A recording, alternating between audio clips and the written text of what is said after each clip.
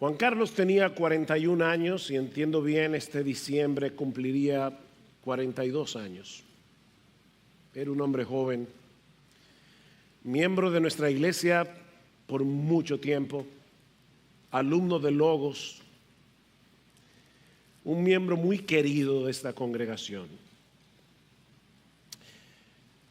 La muerte de un creyente definitivamente es paradójica. Cuando un creyente muere, comienza a disfrutar en su alma de todo lo que el Señor Jesucristo compró para él en la cruz del Calvario. Partir y estar con Cristo no es mejor, no es mucho mejor, es muchísimo mejor, dice Pablo en Filipenses. Pero al mismo tiempo, esa partida deja detrás una estela de dolor, de tristeza por la separación, la tristeza que en estos momentos está experimentando nuestra hermana Julie, su hija Valentina de 8 años, sus padres también miembros de esta congregación, don Juan, doña Ivonne, Glenny, Rafael, Carlos y Fior, sus hermanos. Nuestra iglesia en general, Juan Carlos era un joven muy amistoso y como yo le decía a Ivonne ayer, él tenía un magnetismo muy particular. No es una tristeza sin esperanza, como dice Pablo en 1 Tesalonicenses 4:13, pero como quiera sigue siendo una providencia muy aflictiva. Y es por esa razón, así como por otras providencias aflictivas que nos han afectado, nos han impactado recientemente, el paso del huracán Fiona, sobre todo en el este, ya se están formando otras tormentas en el Atlántico. Nosotros sabemos que muchos de ustedes están atravesando providencias aflictivas y es por esa razón que los pastores decidimos detener momentáneamente nuestra serie en la primera carta de Pablo a los tesalonicenses para detenernos en esa declaración de David en el Salmo 31 versículo 15: en tu mano están mis años, o como dice la Reina Valera, en tu mano están mis tiempos. Seguro algunos recordarán que hace años yo prediqué de ese mismo texto, pero como su enseñanza sigue siendo tan vigente hoy como lo ha sido siempre y como los sermones tienen vida propia, no es el mismo sermón que voy a predicar, creímos pertinente volver a considerar esta declaración de David en el Salmo 31. Quiero que lean otra vez conmigo los versículos 14 al 16. Dice: pero yo, oh Señor, en ti confío, digo, tú eres mi Dios, en tu mano están mis años, líbrame de la mano de mis enemigos y de los que me persiguen, haz resplandecer tu rostro sobre tu siervo. Una reminiscencia de Números, capítulo 6, la bendición sacerdotal: sálvame en tu misericordia. Cuando David escribió este salmo, había vivido mucho y había sufrido mucho. En el versículo 12 dice que él había venido a ser como un vaso roto o como una vasija hecha pedazos, dice otra versión de las Escrituras. Pero a pesar de todas las dificultades que él había tenido que enfrentar a lo largo de su vida, él sabía que podía descansar plenamente en ese Dios todopoderoso y fiel, lleno de bondad, de misericordia, que cuida, protege a cada uno de los suyos como a la niña de sus ojos. Nuestras vidas no están en manos de la suerte, no están en las manos del destino, no están en las manos de las personas que nos rodean. De hecho, ni siquiera en nuestras propias manos, porque hay un montón de cosas que nosotros no podemos controlar. Nuestra vida está en las manos de ese Dios que nos adoptó en Cristo para que vengamos a ser sus hijos. Y lo primero que quiero que veamos en esta declaración, Salmo 31:15, es que el cuidado paternal de nuestro Dios abarca cada circunstancia, abarca cada situación que nosotros tengamos que enfrentar durante nuestro peregrinaje terrenal. Dice David, en tu mano están mis años. Y esa palabra puede también traducirse como tiempos, horas, días, épocas. Es un término que engloba todos los eventos, todas las circunstancias de cada minuto de nuestras vidas, de tu vida, mi hermano, de mi vida. Esta es una declaración eminentemente personal. Noten que el salmista no está diciendo aquí, yo sé, Señor, que tú lo controlas todo, yo sé que tu soberanía se extiende sobre todos los seres humanos. No, el salmista está diciendo, en tu mano están mis años, en tu mano están mis días, en tu mano están mis tiempos. Es por eso que la Nueva Versión Internacional lo traduce, mi vida entera está en tus manos. Eso incluye tu familia, el lugar y el tiempo de tu nacimiento, con toda la carga genética, con toda la carga cultural que eso implica. Dice David en el Salmo 139:13, porque tú formaste mis entrañas, mi embrión vieron tus ojos, tú me hiciste, me formaste en el vientre de mi madre. Mis hermanos, Dios nos formó en el seno de nuestra madre de la misma manera que Él formó a Adán en el paraíso. Aunque lo hiciera a través de una concepción natural, fue Dios el que te formó. Y luego en el versículo 16 dice, tu embrión vieron mis ojos y en tu libro se escribieron todos los días que me fueron dados, cuando no existía ni uno solo de ellos. Todo estaba comprendido, todo estaba contemplado en el plan soberano de Dios para ti y para mí. Eso quiere decir que todas las circunstancias que rodearon tu nacimiento, tu apellido, tu nivel socioeconómico, tu apariencia física, tu salud, tus diversas enfermedades, todo fue determinado por Dios en su soberanía antes de que nacieras. Eso incluye también todos los eventos, todas las situaciones que han incidido en tu vida desde entonces. Todos y cada una de esas cosas están bajo el control de un Dios bueno, sabio, amante, que te escogió desde antes de la fundación del mundo, si tú eres creyente, para moldearte, para modelarte a la imagen de su precioso Hijo. Y yo sé, mis hermanos, que por momentos nos molesta no tener el control. Se está dando en estos momentos una clase para las hermanas, no seas una mujer controladora. Bueno, la verdad es que podemos decir, no seas controlador, no importa si eres mujer o hombre.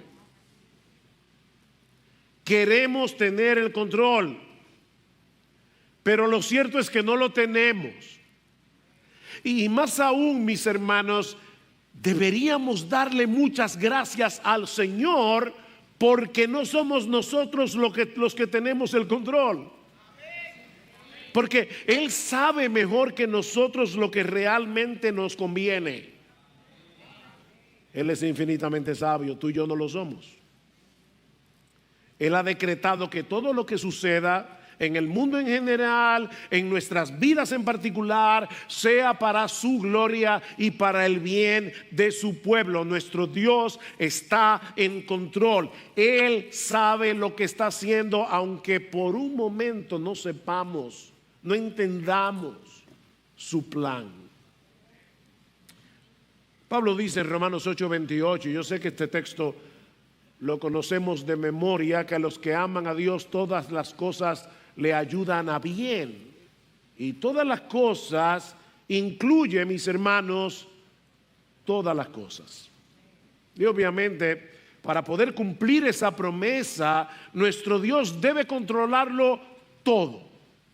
Porque el que no lo controla todo, en realidad no controla nada. El que no lo controla todo, no controla nada.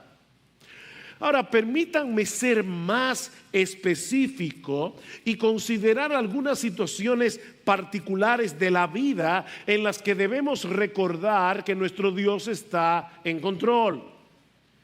Un siervo del Señor del siglo XIX, Octavio Winslow, aplicó la declaración de este salmo a menos a 4 situaciones o circunstancias específicas que no escapan al control de Dios. En primer lugar, los tiempos de prosperidad están en la mano de Dios. Los tiempos de prosperidad, de abundancia, de bienestar, están en la mano de Dios. Hay personas a quienes Dios les concede ver el fruto de su trabajo, ver el fruto de su diligencia, multiplicando sus bienes, multiplicando sus riquezas. Dice en Génesis capítulo 24, versículo 35, que Dios enriqueció a Abraham.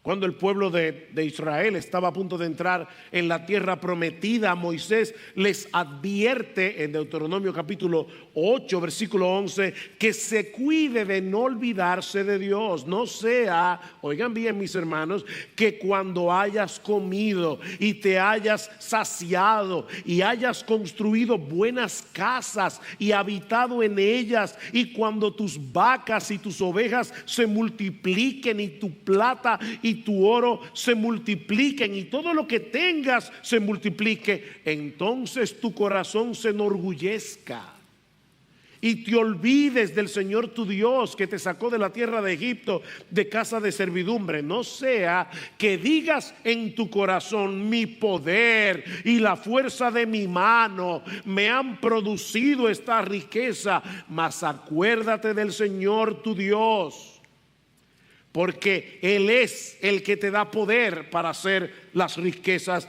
a fin de confirmar su pacto, el cual confirmó a sus padres, juró a sus padres que te daría. Es Dios el que lo hace.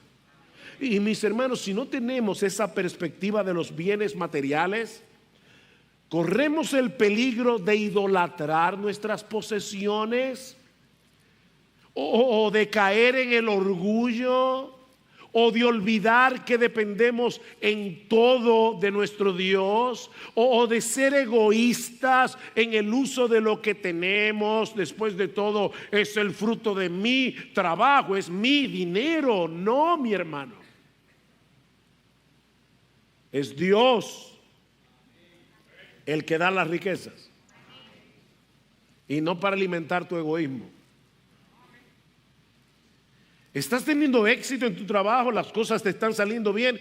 ¡Qué bueno! Pero no olvides que la sabiduría, la capacidad, las oportunidades vienen de la mano de Dios, y que Él es el que fructifica nuestra labor si así lo quiere. ¿Qué tú tienes que no hayas recibido? Pregunta Pablo en 1 Corintios 4:7. Y si lo recibiste, ¿por qué te glorías como si no lo hubieras recibido? Ayer, mientras Rafael daba la meditación en el cementerio, nos recordó este pasaje de Santiago 4:15. Es: si el Señor quiere, que haremos esto o aquello, aún que viviremos. Es si el Señor quiere. Recordar esta verdad no solo te ayudará a mantenerte humilde en tiempos de prosperidad, sino también a hacer un buen uso de los bienes que el Señor te da. Mi hermano, Él te ha prosperado para hacerte bien y para que hagas el bien. ¿Oíste eso? Él te ha prosperado para hacerte bien y para que hagas el bien.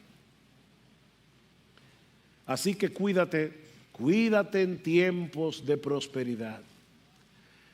Porque muchos creyentes se han extraviado en tiempos tan peligrosos. Hace mucho leí la historia de un hombre creyente que había recibido una herencia cuantiosa. Los amigos fueron a su casa a felicitarlo y se encontraron que él estaba un poco taciturno, perplejo. Y alguien le preguntó: ¿qué te pasa, fulano? ¿Es que tú querías recibir más? Y dice: no, lo que recibí fue demasiado. Lo que yo me estoy preguntando es si Dios ganó una herencia o perdió un hombre. Él estaba consciente de que las riquezas son un peligro, no son una maldición. La Biblia dice que es el amor al dinero la raíz de todos los males. El dinero no es una maldición en sí mismo, pero mi hermano, si las cosas te están saliendo bien, cuídate. Cuídate de no alejarte de Dios, pensando que tú eres capaz de gobernar tu vida sin tener que seguir dependiendo de Él, porque eso es una ilusión que fácilmente nos seduce cuando las cosas están saliendo bien. Mantente cerca de Dios en medio de la prosperidad, porque tú sigues necesitando de Él como si tuvieras escasez. Pero no solo los tiempos de prosperidad están en las manos de Dios, sino también los tiempos de aflicción. Los tiempos de aflicción. Las luces brillantes y las nubes oscuras salen de la misma fuente. Y lo sorprendente es lo rápido que podemos cambiar de un estado a otro. Hoy estamos llenos de alegría. Mañana podemos estar enfrentando la más amarga de las aflicciones. Dice el autor del libro de Eclesiastés: en el día del bien goza del bien, en el día de la adversidad considera, porque Dios hizo tanto lo uno como lo otro a fin de que el hombre nada halle después de él.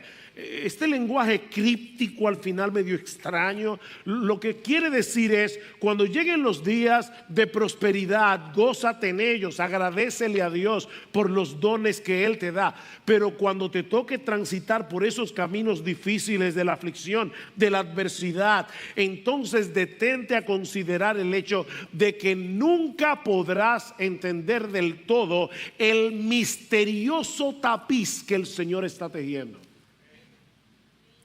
No lo podemos entender. No podemos saber de antemano cuáles son las copas de dolor, las copas de aflicción que tendremos que beber en los meses venideros o en el resto de nuestra vida. Y qué bueno que es así. El Señor va trayendo las cosas poco a poco y va dando la gracia cada día. Pensamos en el hecho de que Juan Carlos era joven, lleno de vida, cuando sufrió este infarto el jueves en la noche. Y yo me imagino que eso debe haber llevado a muchos, incluyéndome, a estar más apercibido del hecho de que nosotros no sabemos ni cuándo ni cómo será el momento de nuestra partida. No lo sabemos. No sabemos cuándo tendremos que enfrentar la partida de un ser querido. No lo sabemos. Pero no olvides, mi hermano, que los tiempos de adversidad están en la mano de Dios. Que en Él no hay despropósito alguno. Por más misteriosa e incomprensible que resulte su providencia. El consuelo de Julie, de don Juan, de doña Ivonne, de Valentina, no vendrá por entender por qué. ¿Por qué el Señor se llevó a Juan Carlos? Tal vez no lo sepamos nunca. Tal vez tendremos que esperar llegar a la presencia del Señor para que nos den esa respuesta si Él quiere. No, nuestro consuelo está en el hecho de saber que la vida de Julie, de Valentina, de doña Ivonne, de don Juan, de todos ellos, de toda la familia, está en la mano de Dios. Y Él tratará con cada uno de ellos en su aflicción. No todos vivimos el duelo de la misma manera y el Señor está allí atento a cada uno y dándole a cada uno el consuelo que su alma necesita. Y trayendo la lección que necesita. Los tiempos de prosperidad y los tiempos de aflicción están en la mano de Dios. Pero también los tiempos de tentación y de lucha espiritual. Ese es uno de los aspectos de la vida del creyente que más turbación y temor produce en el corazón de un verdadero cristiano. No tenemos idea de las tentaciones que tendremos que enfrentar en el futuro, pero sí sabemos que seremos tentados. Sí sabemos que en ocasiones la lucha se torna agónica, la lucha se torna intensa. Pero ¿sabes qué dice la Escritura? Primero a los Corintios capítulo 10, versículo 13. Que no nos podrá sobrevenir ninguna tentación que no sea común a los hombres y que fiel es Dios, que no os dejará ser tentados más de lo que podéis resistir, sino que dará también juntamente con la tentación la salida para que podáis soportar. Dios no es autor de pecado, dice Santiago capítulo 1 versículo 13, que Dios no puede ser tentado por el mal, ni Él tienta a nadie. Pero mis hermanos, ninguna tentación viene a nosotros sin que haya sido supervisada, vigilada, decretada, permitida por Dios.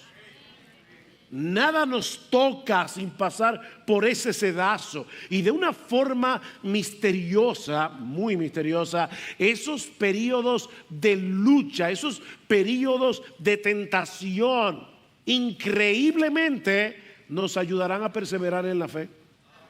Si somos cristianos. El perro está jugando con su hueso, descuidadamente trata de quitárselo y se aferrará a él. Eso le pasa al creyente muchas veces.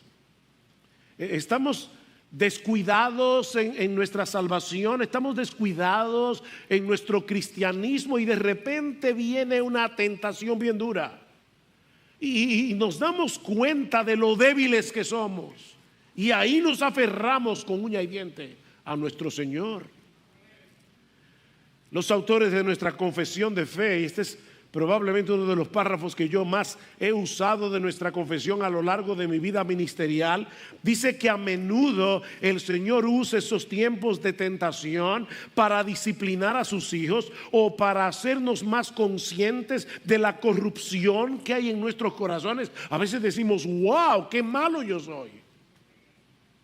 O para que seamos más humildes, para que dependamos más de Él, o simplemente, dicen ellos, para hacerlos más vigilantes contra todas las ocasiones futuras de pecado y para otros fines santos y justos. Por consiguiente, todo lo que ocurre a cualquiera de sus escogidos es por su designio, es para su gloria y es para el bien de ellos.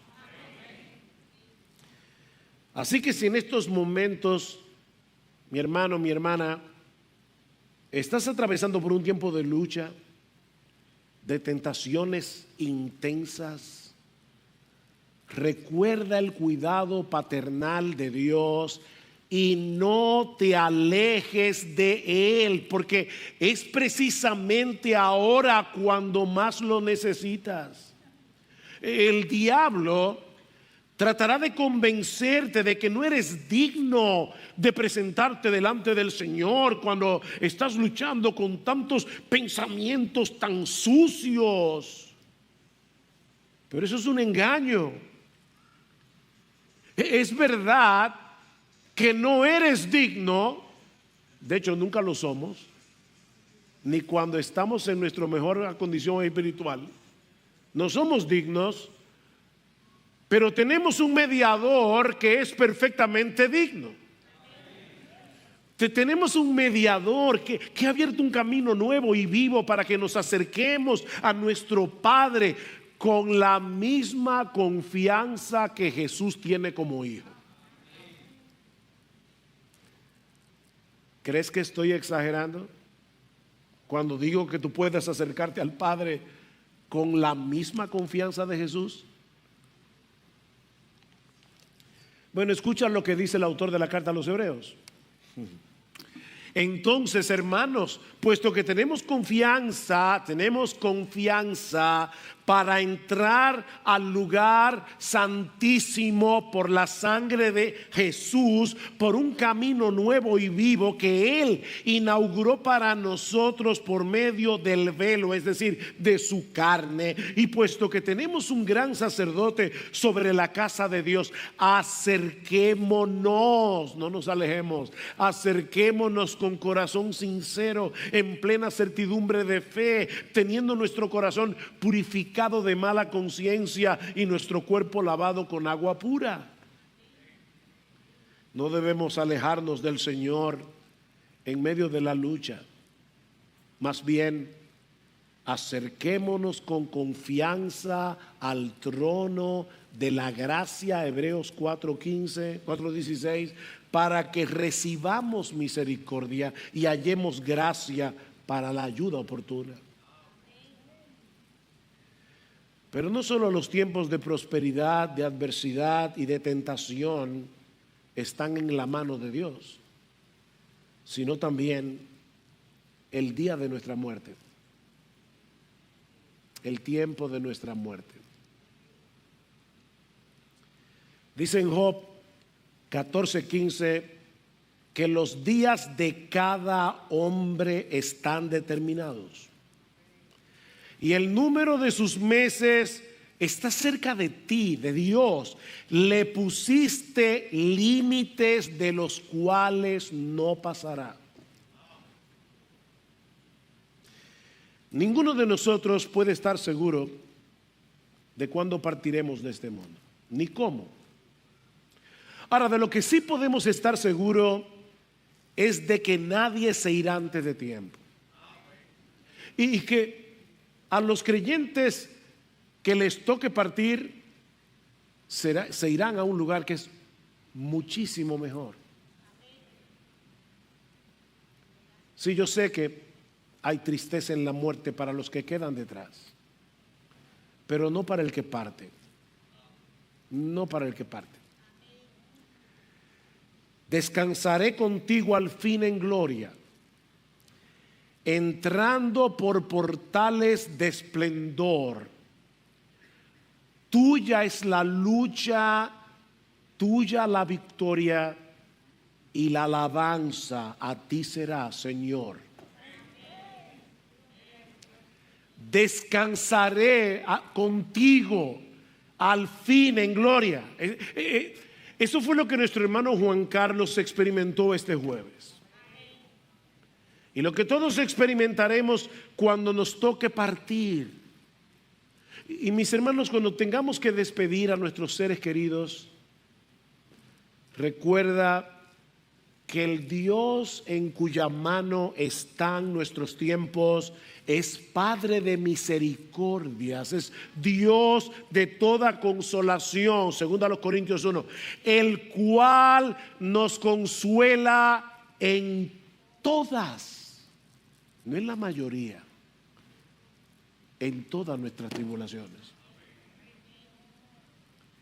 Él es Padre de misericordias. Él es Dios de consolación. ¿Saben que muchas veces nosotros nos imaginamos a un Dios que tiene un fusible corto, que se aira con facilidad, pero que da su amor a regañadientes? No, es todo lo contrario. Leí esta mañana, mientras meditaba antes de venir al culto, que alguien decía que la Biblia habla de que Dios es provocado a ira. Para que Dios manifieste su ira tiene que ser provocado, pero no para manifestar su amor, no para manifestar su misericordia, no para manifestar su compasión, porque eso a Él le sobra. Eso es lo que sale del corazón natural de Dios. Nosotros no somos así. Por eso es que dice el autor de la carta a los Hebreos: no se dejen de congregar como algunos tienen por costumbre, y cuanto más cuando veis que aquel día se acerca, para que se provoquen, literalmente, para que se provoquen unos a otros al amor y a las buenas obras. Como nosotros somos tan tacaños, tenemos que ser provocados para amar, y a veces creemos que Dios es igual a nosotros, pero Dios no tiene que ser provocado para amar. Eso es lo que le sale del corazón. Él es compasivo, Él es el Padre de misericordias y Dios de toda consolación. Y es en su mano que está nuestra vida. Y yo repito, hermanos, eso no elimina el dolor de la partida, pero es en esos momentos cuando nosotros podemos experimentar como nunca la realidad de que su gracia es mayor. Cantamos eso, ¿verdad? A menudo. Su gracia es mayor que nuestro pecado, pero también es mayor que nuestro dolor, es mayor que nuestra tristeza, es mayor que nuestra pena. ¿Qué hemos visto hasta aquí, mis hermanos? Que el cuidado paternal de Dios abarca cada circunstancia o situación por la que tengamos que atravesar en nuestro peregrinaje terrenal, pero ahora, mis hermanos, debemos aprender a vivir a la luz del cuidado paternal de Dios en medio de cualquier situación o circunstancia. Lo que estoy queriendo decir es que esto no puede quedarse meramente como una doctrina cerebral. Nosotros tenemos que ser intencionales y aplicar esta verdad. Debemos vivir a la luz de esa gloriosa verdad de las Escrituras. Ahora, ¿qué significa eso en la práctica? Bueno, en primer lugar, eso significa que no debemos permitir que las circunstancias moldeen lo que pensamos acerca de Dios, sino lo que Él nos ha revelado en su palabra.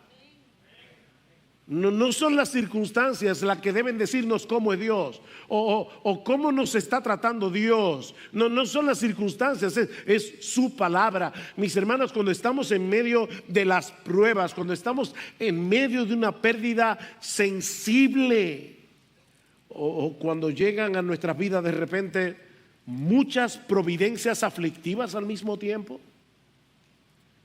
fácilmente podemos llegar a la conclusión de que el amor de Dios por nosotros se ha enfriado y de que Él ha decidido guardar cierta distancia de nosotros.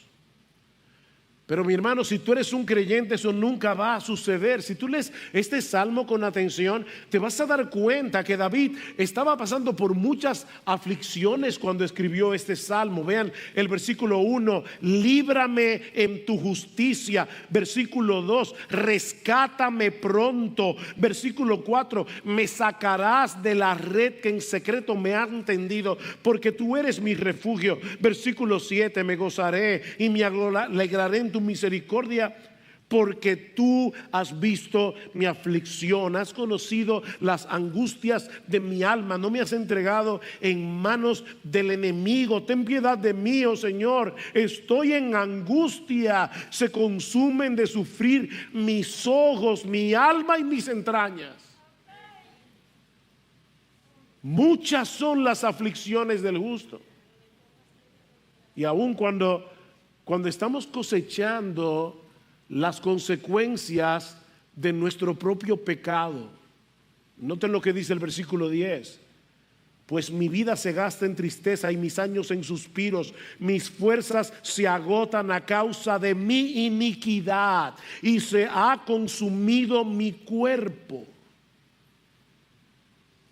Y sin embargo, es en ese contexto que David dice: pero yo, oh Señor, en ti confío. Digo, tú eres mi Dios. En tu mano están mis años. Líbrame de la mano de mis enemigos, de los que me persiguen. Oh Señor, haz resplandecer tu rostro sobre tu siervo. Sálvame en tu misericordia. Alguien decía, oye esto, hermano, que quizá la mayor victoria de Satanás en tu vida hoy no es el pecado al que te entregas regularmente, sino los oscuros pensamientos sobre el corazón de Dios que te hacen volver a caer y que mantienen tu corazón frío hacia Él. O sea, lo que el diablo quiere hacerte pensar, lo que el diablo quiere hacerte creer, es que el corazón de Dios es duro hacia ti, que el corazón de Dios está lejos de ti. Acércate a Dios si eres creyente. Porque a pesar de lo que sientes en este momento, Él no está lejos de ti. Y nunca te dejará. Nunca te dejará. Mira, mi hermano, mira, mi hermana, ya Cristo fue desamparado en la cruz del Calvario para que ninguno de los suyos nunca sufriera el desamparo de Dios.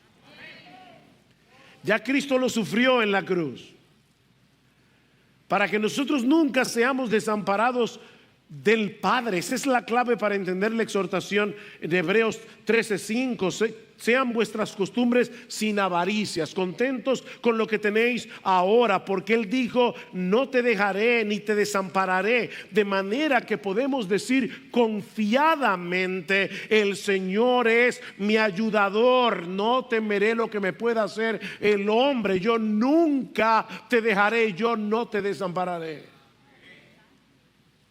¿Qué dice en Isaías 49:15? ¿Puede una mujer olvidar a su niño de pecho sin compadecerse del hijo de sus entrañas? Bueno, hay mujeres que son capaces de eso. Pero ¿sabes qué dice Dios? Aunque ellas se olvidaran, yo no te olvidaré. Yo no te olvidaré. Nuestro Padre Celestial siempre está cerca de sus hijos. En su mano están mis años. ¿Qué puede ser más cercano que eso? Dios no nos bendice a control remoto. En su mano están mis días, en su mano están mis tiempos. Mira, si tú fueras el único creyente de la tierra, el único creyente del planeta, Él no estaría más atento a ti que lo que está ahora mismo atendiendo a millones. No sé si me di a entender. Él está atendiendo a millones y a veces tú puedes pensar, bueno, Dios está demasiado ocupado. No. El trato de Dios es personalizado. Él te está atendiendo a ti ahora como si tú fueras el único creyente del planeta, el único de sus hijos. Nunca te alejes de Él bajo ninguna circunstancia, porque mi hermano, mi hermana, Él siempre está disponible para ti. Por otra parte, esta enseñanza obviamente es un poderoso antídoto contra la ansiedad y contra el temor. Es un poderoso antídoto contra la ansiedad y del temor. Escuchen cómo concluye el Salmo 31, versículo 21. Dice el salmista: Bendito sea el Señor, porque ha hecho maravillosa su misericordia para mí en ciudad asediada. Versículo 24: esforzaos y aliéntese vuestro corazón, todos vosotros que esperáis en el Señor. Es una nota de victoria. Aliéntese, esfuérzate. Hablando del cuidado paternal de Dios sobre los suyos, dice el Señor en Mateo capítulo 10 versículo 29: ¿no se venden 2 pajarillos por 1 cuarto? Con todo, ni uno de ellos cae a tierra sin vuestro Padre. En el tiempo del Señor, los gorriones, que es a lo que se está refiriendo Cristo aquí, se vendían al equivalente actual de 2 por 1 centavo. En República Dominicana ya ni existen los centavos. Bueno, en el tiempo del Señor, 2 gorriones se vendían por 1 centavo. Y dice Cristo: y aún así, nuestro Padre, vuestro Padre, Él no es el Padre de los gorriones, Él es el Padre vuestro. Y no se cae a tierra, no se muere un gorrión sin que Dios lo determine. ¿Cuánto más tu vida y la mía? ¿Cuánto más?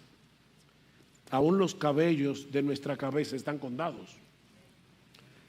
Porque tenemos temor. Por otra parte, y contrario a lo que muchos pudieran pensar, el hecho de saber que nuestro Dios está en control no debe llevarnos a la pasividad, no debe llevarnos al fatalismo. Bueno, Dios está en control, será lo que será. No, eso debe movernos a esforzarnos en dependencia de Dios en el cumplimiento de nuestros deberes y responsabilidades. David no era un fatalista que se queda cruzado de brazos esperando que pase la tormenta. No, si ustedes leen el Salmo se darán cuenta que él está clamando a Dios que venga en su auxilio, porque él creía que ese Dios soberano que tiene el control, de una manera misteriosa escucha nuestras oraciones y actúa en respuesta a nuestras oraciones.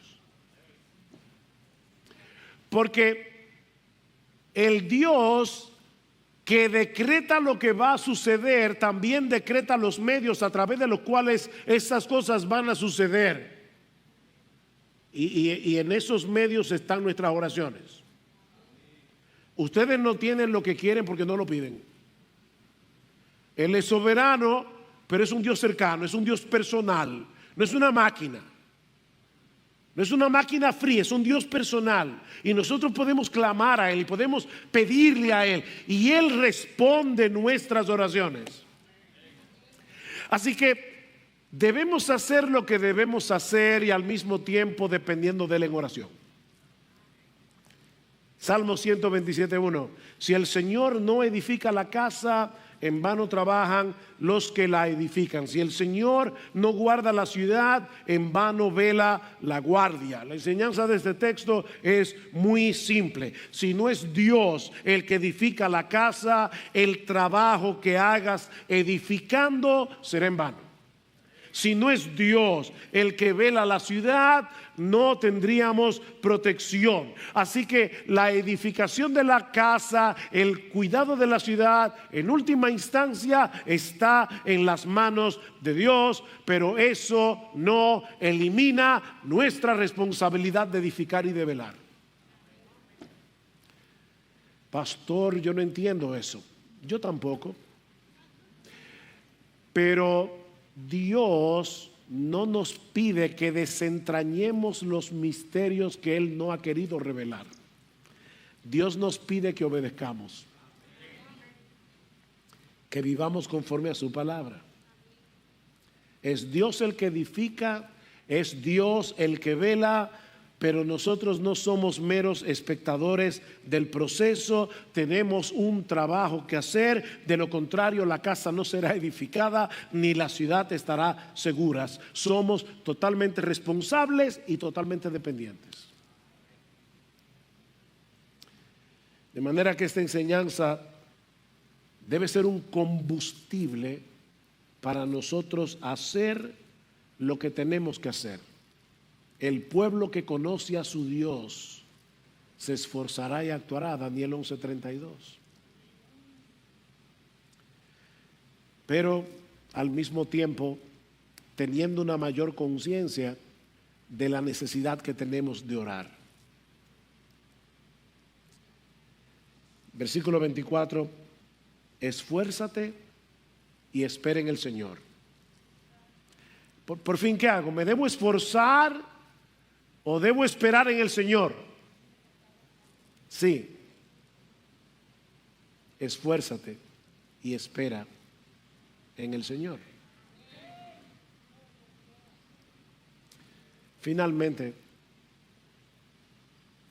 esta enseñanza es un llamado para los pecadores a que se reconcilien con Él cuando todavía hay tiempo. Este es un llamado solemne a los pecadores. Mi amigo, si tú nunca te has visto como un pecador que merece el infierno, si tú nunca has venido a Cristo en arrepentimiento y fe, la consolación de este salmo no es para ti.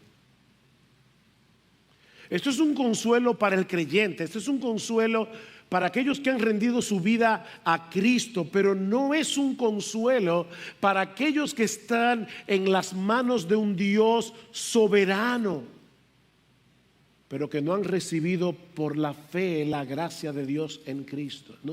No tienen razón alguna para ser consolados. Dice en el Salmo 23, en el Salmo 31, versículo 33, en nuestro Salmo, que el Señor retribuye plenamente a los que obran con soberbia. ¿Oíste eso?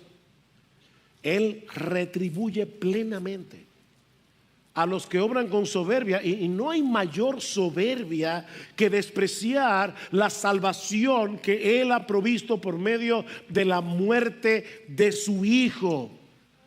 Tratar de alcanzar esa salvación haciendo uso de otros medios, mi amigo, lo peor que puede pasarle a una persona es caer en las manos de ese Dios en cuya mano está nuestra vida sin haber arreglado nuestras cuentas con Él. Él es un Dios infinitamente justo. Dice en Hebreos 10:31, horrenda cosa es caer en las manos de un Dios vivo. El salmista dice: qué consuelo, en tu mano están mis años. Horrenda cosa es caer en las manos de un Dios vivo.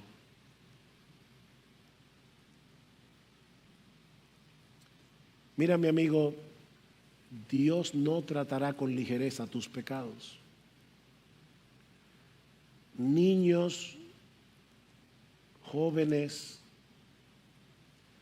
adultos que están aquí sin Cristo, Dios no tomará con ligereza nuestros pecados. Él es infinitamente justo, así como es un Dios de amor.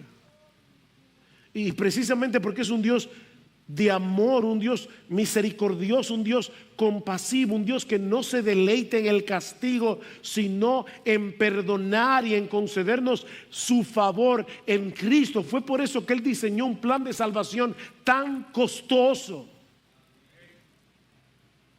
Eso costó la sangre de su precioso Hijo. Cristo vino a salvar, porque la justicia divina fue satisfecha en la cruz para que los pecadores puedan hallar en Él vida eterna, perdón de pecados, únicamente por medio de la fe en la persona y la obra de Jesús. Mi amigo, hay salvación para todo aquel que cree, pero fuera de Cristo no hay salvación para nadie, no importa lo que creas.